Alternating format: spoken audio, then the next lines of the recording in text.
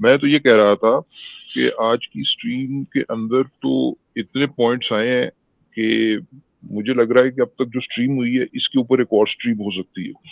बोले सर एक और रख लेंगे, इसमें क्या है? हाँ जी, हाँ जी, हाँ जी, हाँ जी। एक तो ये है कि अभी आप जेनेटिक ड्रिफ्ट की बात कर रहे थे, जी, जी सर।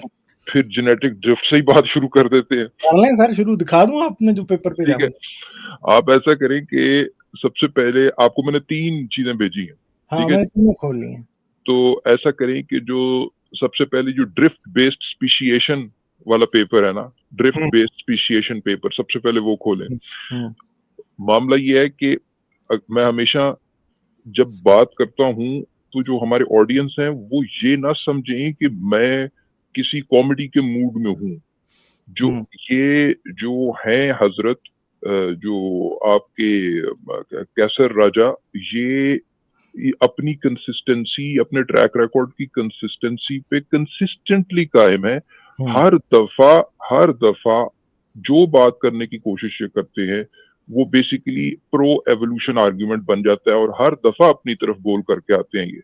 ये मैं यकीन जानिए, ये मैं किसी कॉमेडी या किसी मज़ाक के मूड में नहीं हूँ, ये फैक्चुअली हर दफ़ा हम साबित कर चुके हैं। यानी सर ये मारते किक दूसरी तरफ है और गोल घूम के इनका वाला उधर पहुँच जाता है। अच्छा, अब मामला ये है कि ये बड़ा ड्रिफ्ट के बारे में बात कर रहे थे। हाँ, मैं ड्रिफ्ट को पहले एक्सप्लेन कर देता हूँ कि देखिए, ये चीज़ ऐसे है कि जो आपकी वेरिएशंस और ट्रेड्स कोरिलेटेड हैं विद फिटनेस, जिसकी वजह से ऑर्गेनिज्म को सिलेक्टिव एडवांटेज मिलना है और इस वजह से सिलेक्टिव एडवांटेज मिलने की वजह से उन ट्रेड्स की, उन जीन्स की frequencies from generation to generation बढ़ना है।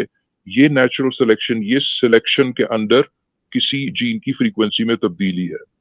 एवोल्यूशनरी थियरी हमेशा से, जब से मैथमेटाइज हुई है, एक तो इस बात को याद रखें कि एवोल्यूशनरी थियरी 20th सेंचुरी में डीपली मैथमेटिकल फ्रेमवर्क पे खड़ी है। जब से मैथमेटाइज हुई है, इसकी मैथमेटिकल थियोरेटिकल बैकबोन्स जब से क्या कहते हैं डिवाइस की गई हैं, उस वक्त से आपको पता है कि जो changes in frequencies of genes हैं फ्रॉम जनरेशन टू जनरेशन, वो दो वजूहात की बुनियाद पर आती हैं। एक ये कि वो सिलेक्टिव एडवांटेज दे रही हैं, दूसरा ये कि जो न्यूट्रल वेरिएशंस हैं, जो कि जिनका सिलेक्शन से कोई एडवांटेज से कोई ताल्लुक नहीं है, वो स्मॉल पॉपुलेशंस में वो भी चेंज इन फ्रीक्वेंसी कॉज कर सकती हैं from generation to generation. Large population में सिलेक्शन बाय एंड लार्ज ज्यादा ऑपरेट करती है और स्मॉल पॉपुलेशन में ये वाली चेंजेस जो सिलेक्शन के साथ कोरिलेटेड नहीं होती हैं, वो ज्यादा डोमिनेट कर जाती हैं। इसको ड्रिफ्ट बोलते हैं। पहले तो इस कॉन्सेप्ट को क्लियर कर लें, बड़ा बुनियादी एवोल्यूशन का ऑलमोस्ट 101 कॉन्सेप्ट है। अच्छा, अब वो बात ये करने की कोशिश कर रहे थे कि एज़ इफ जेनेटिक ड्रिफ्ट को बीच में लाके कि जैसे कि जेनेटिक ड्रिफ्ट जो है वो कोई एवोल्यूशन के अगेंस्ट आर्गुमेंट है। एक तो मैं पहले बता चुका हूँ, मैं अभी आपको दोबारा से I will take you back to the fundamental theorem of natural selection, जो कि प्राइस इक्वेशन है। हम कई दफा बता चुके हैं कि वो कैसे मैथमेटिकली ये चीज साबित करती है कि जी एक टर्म, एक चेंज ड्रिफ्ट की वजह से होनी है और एक सिलेक्शन की वजह से होनी है। वो तो हो गया मैथमेटिकल और मैथमेटिकल मॉडल्स हो गया। अच्छा जी, एम्पिरिकल एविडेंस क्या है? एम्पिरिकल एविडेंस ये है कि जो जेनेटिक ड्रिफ्ट है वो one of the leading forces है स्पीशिएशन के बिहाइंड। हुँ, ये जो पेपर है, ये एक रीसेंट पेपर है, 2024 का पेपर है ये। और इसमें इसका टाइटल देखें क्या है। इसका टाइटल ये है, genetic drift promotes and recombination hinders speciation on holey fitness landscapes.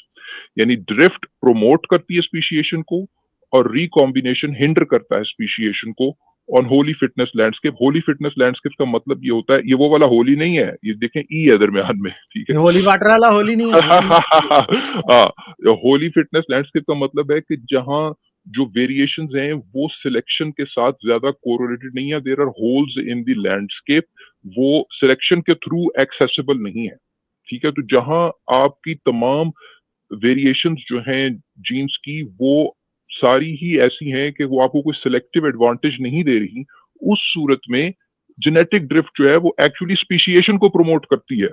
तो दरअसल अच्छा, अब एक्चुअल एविडेंस उसका क्या है, जरा स्क्रॉल डाउन करें। जरा थोड़ा सा स्क्रॉल डाउन करें। हाँ जी, वो कहते ये हैं कि we find that that genetic incompatibilities accumulate more slowly among genetically robust populations and identify two determinants of the accumulation rate. Genetic incompatibility, आपको पता है कि एक one of the major reasons behind speciation है. It's not the only reason. Let this be very clear, because बहुत सारी populations में reproductive isolation create हो जाती है और effective speciation हो जाती है without genetic incompatibility. वो sexual selection के थ्रू हम पहले बात कर चुके हैं। और भी forces हैं जो speciation को cause करती हैं और जेनेटिक इनकम्पैटिबिलिटीज लेटर अराइवल होती हैं उस सूरत में। लेकिन जेनेटिक इनकम्पैटिबिलिटी अगर एक ग्रुप में रहते हुए इंडिविजुअल्स के सब ग्रुप के दरमियान अगर जेनेटिक इनकम्पैटिबिलिटी पहले डेवलप हो जाए, वो भी ऑब्वियसली स्पीशिएशन को लीड करती है। तो why is it important to understand genetic incompatibility? Because of course उसका स्पीशिएशन के साथ चोली दामन का साथ है। ठीक है जी। तो वो कह रहे हैं कि जी दो डिटर्मिनेंट्स उन्होंने आइडेंटिफाई किए हैं जो जेनेटिक इनकम्पैटिबिलिटीज की एक्यूमुलेशन के रेट पर असरअंदाज होते हैं।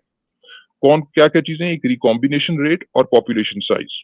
वो कह रहे हैं कि लार्ज पॉपुलेशंस में, in large populations with abundant genetic variation, recombination selects for increased genetic robustness and consequently incompatibilities accumulate more slowly.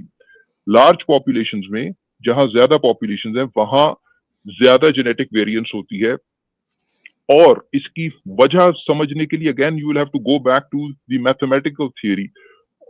यानी मैथमेटिक्स वो वाला मैथमेटिक्स रियलिटी को अच्छे तरीके से मॉडल करता है। इस वजह से मैं उसको कोट करता हूं कि लार्ज पॉपुलेशंस में there is something known as covariance या correlation between a trait and fitness. Large population में वो चीज एस्टेब्लिश हो जाती है, इस वजह से सिलेक्शन हो सकती है। There is a mathematical reason for it. खैर, तो वो ये कह रहे हैं कि जी जो जेनेटिक इनकम्पैटिबिलिटीज हैं वो लार्ज पॉपुलेशन में डिवर्सिटी और अबंडेंस ऑफ जेनेटिक वेरिएशन की वजह से जेनेटिक इनकम्पैटिबिलिटी स्लोली एक्यूमुलेट होती है। In small populations genetic drift interferes with this process. जो लास्ट जो येलो हाईलाइटेड है मैं उसको पढ़ रहा हूं। In small populations genetic drift interferes with this process and promotes the accumulation of genetic incompatibilities. तो genetic drift है वो therefore genetic incompatibilities को इस केस में promote करती है। And what do their results show? Our results suggest a novel mechanism by which genetic drift promotes and recombination hinders speciation. वो ये कह रहे हैं कि दरअसल जेनेटिक ड्रिफ्ट कैसे प्रोमोट करती है स्पीशिएशन को, उनके रिजल्ट्स ने ये बताया है। ठीक है जी। एक तो ये एक इंपॉर्टेंट बात हो गई। ठीक है जी। अच्छा जी कि जी ड्रिफ्ट, जेनेटिक ड्रिफ्ट जो है वो बुनियादी तौर पर एक स्पीशिएशन के अंदर मेजर फोर्स है, उसके तौर पर सामने आ रही है। अच्छा, दूसरा पेपर जरा खोलें जरा। वो तो रिजल्ट्स थे उनकी मॉडलिंग की बेस के, जो पिछला पेपर दिखाया। ये वाला पेपर एक्चुअल जो एविडेंस उन्होंने देखा है कि जो पप फिश है उसके अंदर कैसे रैपिड स्पीशिएशन का सबूत उन्हें मिला है ड्रिफ्ट के जरिए। So rapid vertebrate speciation via isolation, bottlenecks and drift. तो वो बता रहे हैं कि here we describe a rapid vertebrate speciation event driven primarily by genetic drift. ठीक है। वो क्या उनके रिजल्ट्स बता रहे हैं, मैं ये हाईलाइटेड पार्ट जल्दी से पढ़ रहा हूं। वो ये बता रहे हैं कि our results indicate the genome wide disparities between the two evolutionarily significant units. ये उसके लिए इस्तेमाल कर रहे हैं acronym. Evolutionarily significant units are not driven by divergent selection but by neutral drift due to small population sizes, geographic isolation and repeated bottlenecks. फिर वो कहते हैं कि while rapid speciation is often driven by natural or sexual selection, here we show that isolation and drift have led to speciation within a few thousand generations. यानी आप समझें कि ये एवोल्यूशन के पर्सपेक्टिव से 1000 जनरेशन कोई इतना ज्यादा टाइम नहीं है। ठीक है जी। तो पॉइंट ये क्या बता रहे हैं कि गर्चे wild speciation is often driven by natural और सेक्सुअल सिलेक्शन, वो अपनी जगह बात दुरुस्त है। लेकिन साथ-साथ वो ये बता रहे हैं कि यहाँ पर आइसोलेशन और ड्रिफ्ट ने स्पीशिएशन जो है वो with in a few thousand generation जो है वो की है और आपके पास 2 सब ग्रुप्स इन पप फिश में पाए गए हैं। एक तो वो जब सब ग्रुप्स पाए जाते हैं तो वो पहले आपको एस्टेब्लिश करना है कि वो जेनेटिकली डिफरेंट हैं और जिसको वो कह रहे हैं ना कि जी 2 एवोल्यूशनरीली सिग्निफिकेंट यूनिट्स, तो पहले आपको ये एस्टेब्लिश करना है कि ये क्या 2 डिफरेंट स्पीशीज हैं भी हैं कि नहीं। एक तो ये उन्होंने एस्टेब्लिश किया है, प्लस आपके पास मेथड्स मौजूद हैं जिसकी बेसिस पर आप कंप्यूट करते हैं डिफरेंसेस और वो डिफरेंसेस किस वजह से हैं। वो डिफरेंसेस आपकी सिलेक्शन की वजह से हैं या ड्रिफ्ट की वजह से हैं, उसकी बेसिस पर वो असेस करते हैं। यानी मैं मोटी-मोटी बात बता देता हूँ कि वो मेथड क्या होता है उनका ये असेस करने का। वो ये मेथड होता है कि अगर डिफरेंसेस सारे जीनोम पे तकरीबन वो एक ही तरह से डिस्ट्रीब्यूटेड है, तो इट इज़ मोर लाइकली कि वो ड्रिफ्ट की वजह से आ रहा है। और अगर सर्टेन जगह पर वो डिफरेंसेस जो हैं ज़्यादा प्रोनाउंस्ड हैं, तो फिर आपको वो सिलेक्शन वहाँ नज़र आती है कि वो सिलेक्शन के ज़ेरे असर वो चेंजेस जो हैं इवॉल्व कर रही हैं। तो इधर उनका जो सारा एनालिसिस है, वो ये बता रहा है उन्हें कि जो आपका जो मेजर फोर्स है इस पप फिश के अंदर जो डिफरेंशिएशन हुई है और ये स्पीशिएशन हुई है, उसके पीछे बुनियादी तौर पर फोर्सेस जो हैं वो आइसोलेशन, बॉटलनेक और जेनेटिक ड्रिफ्ट की है। तो अगेन जेनेटिक ड्रिफ्ट जो है वो कोई एवोल्यूशन के अगेंस्ट आर्गुमेंट नहीं है, बल्कि वो एवोल्यूशन के अंदर स्पीशिएशन जो कि एवोल्यूशन के अंदर major set of events speciation भी है जहां एडेप्टेशन और बाकी वेरिएशंस हैं, उसी तरीके से स्पीशिएशन एवोल्यूशन का एक मेजर कंपोनेंट है। तो जहां नेचुरल और सेक्सुअल सिलेक्शन स्पीशिएशन इनेबल करते हैं, उसी तरीके से जेनेटिक ड्रिफ्ट जो है वो भी स्पीशिएशन का बायस बनती है। ये आपके पास पप फिश में एक्सपेरिमेंटल एविडेंस मौजूद आ गया, एम्पिरिकल एविडेंस आ गया। वो जो आपको पीछे दिखाया है पेपर, वो आपको मॉडलिंग करके बता रहा है कि जेनेटिक इनकम्पैटिबिलिटीज जो हैं, वो कैसे ड्रिफ्ट की सूरत में एक्यूमुलेट कर जाती हैं। ठीक है जी? तो एक तो ये बात हो गई, तो यानी वो ड्रिफ्ट का जो भी ज़िक्र लेकर आए क्रिएशनिस्ट या एंटी एवोल्यूशनिस्ट, तो उसको बताएं कि भाई हाँ जी, thank you very much once again for making a strong argument in favor of evolution by bringing in genetic drift into our discussion.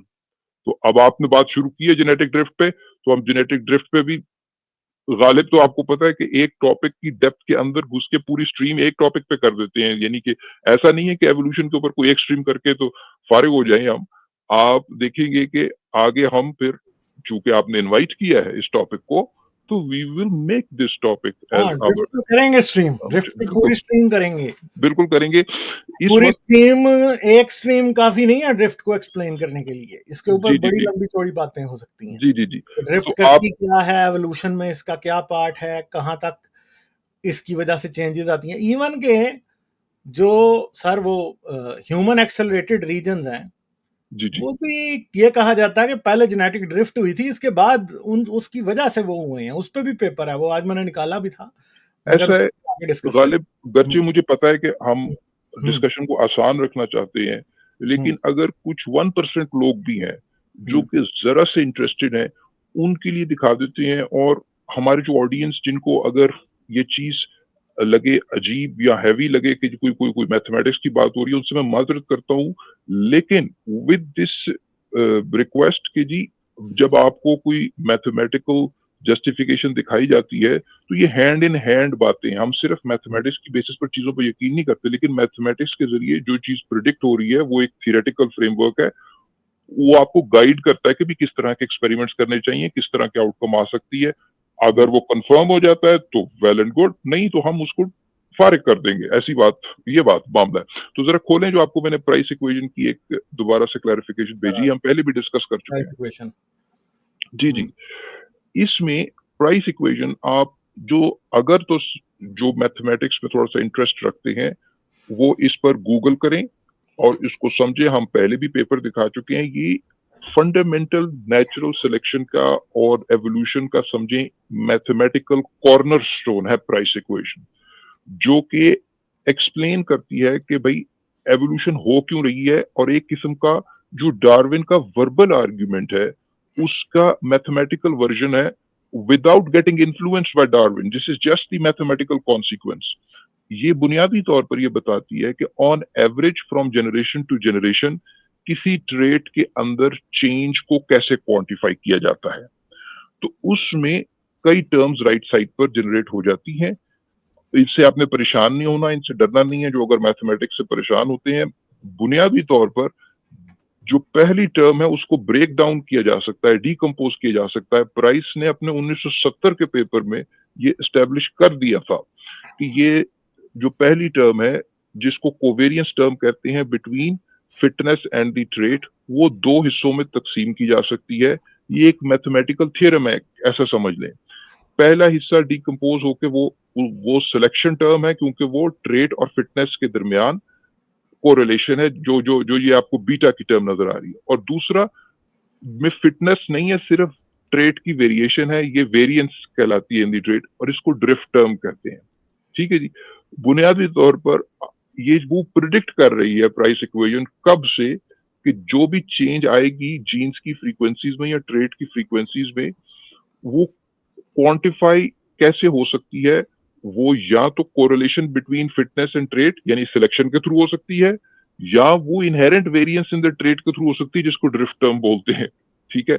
अब वो आप जाहिर बात है कि आपको एक्सपेरिमेंटली भी क्या कहते हैं, आप ऑब्जर्व कर रहे हैं, लेकिन आपको अगर आपके पास ये ना होता ड्रिफ्ट का एविडेंस, तो आपके पास एटलीस्ट ये एक लॉजिकल आर्ग्यूमेंट था। लेकिन हम सिर्फ एक लॉजिकल और मैथमेटिकल इक्वेशन की बेसिस पर इन चीजों पर यकीन नहीं रखते। हमारे पास फील्ड से एम्पिरिकल रिजल्ट्स भी मौजूद हैं जो इन इक्वेशंस की प्रिडिक्शन को सही साबित कर रहे हैं, जिसका मतलब यह है कि जो थियोरेटिकल फ्रेमवर्क है जो प्रिडिक्शन कर रहा है, वो प्रिडिक्शन एक्सपेरिमेंटल एविडेंस के साथ मैच कर रही है, जो कि सबसे बड़ी कसौटी है किसी भी साइंटिफिक थ्योरी की, कि जो थियोरेटिकल प्रिडिक्शंस की गई हैं मैथमेटिकल इक्वेशंस के थ्रू, वो एक्सपेरिमेंटल एविडेंस से वेरीफाई हो रही है। ठीक है जी। तो वो कब से उन्होंने हमें बताया हुआ था कि एक सिलेक्शन की फोर्स है, एक ड्रिफ्ट की फोर्स है। ये को आप हमें खबर नहीं दे रहे, ये बहुत पहले से पता है, 1970 से भी बहुत पहले से पता है। वो इससे पहले रोनाल्ड फिशर ने भी काम किया हुआ है, लेकिन ये कि ये एटलीस्ट आपको ज्यादा क्लियरली प्राइस इक्वेशन बताती है। मुझे पता है कि कई जो आपके प्रोफेशनल एवोल्यूशनरी बायोलॉजिस्ट हैं, वो ये जिनका मैथमेटिक्स की साइड पर बैकग्राउंड नहीं है, वो अक्सर ये कहते हैं कि Price equation is too simple. ठीक है। बात ये कि प्राइस इक्वेशन सिंपल इस वजह से है कि ये अस्यूम ही कुछ नहीं करती, ये अस्यूम ही कुछ नहीं करती कि जीन्स के थ्रू ट्रांसमिट हो रही है information from generation to generation, mutation के थ्रू वेरिएशन हो रही है, एपिजेनेटिक वेरिएशन की वजह से तब्दीलियां आ रही हैं, कोई डेवलपमेंटल बायस है जिसकी वजह से म्यूटेशन कंस्ट्रेन हो रही है, वगैरह वगैरह। ये वो कुछ असूम ही नहीं करती, इस वजह से वो सिंपल है। और उसके सिंपल होने की वजह से क्या मतलब है कि चाहे मोड ऑफ इनहेरिटेंस कोई भी हो, चाहे जीन्स के थ्रू हो, एक्स्ट्रा जेनेटिक वेरिएशन के थ्रू हो, एपिजेनेटिक्स के थ्रू हो, वेरिएशन की सोर्सेस कुछ भी हो, price equation is equally applicable. ये उसके सिंपल होने की पावर ये है कि वो चूंकि मोड ऑफ इनहेरिटेंस और मोड ऑफ वेरिएशन के बारे में कोई assumption नहीं करती, तो कोई भी होगा। मैं अक्सर आप मिसाल देता हूं कि कल को आज आप कहते हैं कि आपकी जेनेटिक्स के अलावा जेनेटिक्स को जो जीन्स की एक्सप्रेशन को जो रेगुलेट कर रही हैं चीजें लाइक एपिजेनेटिक्स, गर्चे जीन्स हैं तो एपिजेनेटिक्स का कोई मतलब है। जिस चीज को रेगुलेट या स्विच ऑन या स्विच ऑफ करना है वो चीज मौजूद है तो स्विच का कोई मतलब है। मैं अक्सर मिसाल देता हूं कि आपकी छत पर पंखा लगा हुआ है तो आप कहेंगे कि जी दीवार पर बोर्ड पे स्विच का कोई मतलब है, खाली स्विच का कोई मतलब नहीं है, तो खाली एपिजेनेटिक्स का कोई मतलब नहीं है। मैं अक्सर एक्सप्लेन ऐसे करना पड़ता है कि जैसे कोई लोग कहें कि जैसे एपिजेनेटिक्स को मुख्तलिफ चीज है जेनेटिक्स की, ऐसा नहीं है। जीन्स हैं तो एपिजेनेटिक्स है, जीन्स नहीं है तो एपिजेनेटिक्स नहीं है। इन एनी केस पॉइंट ये हम कह रहे थे कि कल को फर्ज करें कोई और मोड ऑफ इनहेरिटेंस और कोई और चार और मोड ऑफ वेरिएशंस डिस्कवर हो जाते हैं, price equation will remain equally applicable on them. तो आपको हमने तीन चीजें दिखाई हैं अभी। आपको हमने ये एक बेसिक थियोरेटिकल फ्रेमवर्क का कॉर्नरस्टोन जो प्राइस इक्वेशन है, जो बताता है कि 2 फोर्सेस कार फरमा होंगी, एक सिलेक्शन, एक ड्रिफ्ट, ये थियोरेटिकल चीज़ है। दूसरी चीज़ आपको हमने कुछ मॉडलिंग एक्सपेरिमेंट्स दिखाए हैं जो कि सिमुलेशन बेस्ड हैं, उनको भी आप थियोरेटिकल ही समझें। तीसरी चीज़ हमने आपको पप फिश में एक्सपेरिमेंटल एम्पिरिकल एविडेंस दिखा दिया है जो इन थियोरेटिकल प्रेडिक्शंस को कंफर्म करता है कि जी ड्रिफ्ट कैन कॉज स्पीशिएशन। ठीक है जी? तो एक तो ये ड्रिफ्ट की आज सिचुएशन मेरे ख्याल से थोड़ा-सा मेरे ख्याल से हमें ड्रिफ्ट को मौजू बनाना चाहिए था, हम आगे भी बनाते रहेंगे ड्रिफ्ट को मौजू।